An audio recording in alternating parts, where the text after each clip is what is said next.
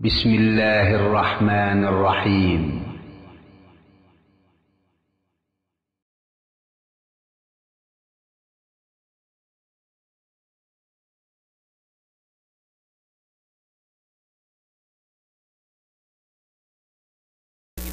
وطر کیسے پڑھنی چاہیے؟ اچھا، وطر کی نماز دو طریقے ہیں اس کے پڑھنے کے۔ وطر کی نماز کی تعداد پہلے سن لو۔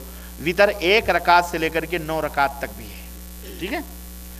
آپ وطر کی نماز دو طریقے ہیں، 2 رکعت پڑھیں، 2 رکعت پڑھ کے سلام پھیر دیں، ہے نا؟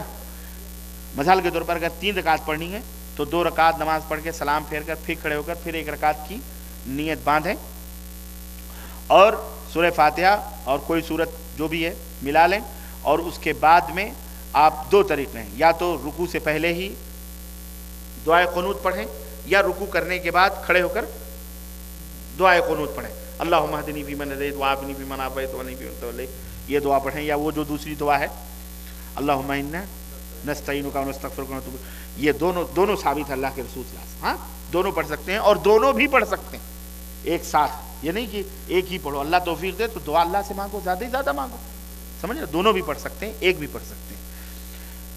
تو رکوع کے بعد بھی اور رکوع کے پہلے بھی دونوں جائز ہیں، اور اس کے بعد آپ سجدہ وغیرہ کر کے تحیات وغیرہ پڑھ کے جیسے آپ سلام پھر ایک طریقہ تو 3 رکعت پڑھنے کا ایک طریقہ۔ 3 رکعت پڑھنے کا دوسرا طریقہ یہ ہے کہ آپ 2 رکعت کے بعد تشہد کے لیے نہ بیٹھیں، بلکہ جیسے پہلی رکعت میں کھڑے ہو گئے سے دوسری رکعت بھی کھڑے ہو جائیں، پھر تیسری رکعت میں بیٹھیں۔ تیسری رکعت بھی ویسے ہی پڑھیں گے کہ تیسری رکعت میں بھی سورہ فاتحہ اور آیت پڑھنے کے بعد میں پھر وہ دعائے قنوت پڑھیں گے، وہ بیچ میں اللہ اکبر کہہ کر کے، یہ نبی سے ثابت نہیں، یاد رکھو۔ یہ طریقہ کوئی بھی دنیا کا مفتی جو پوچھ لو، فون کرو، فیض کرو، کوئی بھی دنیا کا مائی کا لال چیلنج ہے، یہ نبی صلی اللہ علیہ وسلم سے ثابت نہیں کر سکتا کہ نبی صلی اللہ علیہ وسلم نے بعد میں سورہ فاتحہ اور کوئی سورت پڑھنے کے بعد پھر اللہ اکبر کہہ کے پھر ہاتھ پاک، یہ اللہ کے نبی سے ثابت نہیں، یہ غلط ہے، غلط ہے، غلط ہے، ٹھیک ہے؟ سورہ فاتحہ کوئی سورت پڑھنے کے بعد میں آپ ایسے ہی ڈائریکٹ ہاتھ اٹھا کر یا نیت ہی باندھے، سمجھ رہے؟ دونوں جائز ہے۔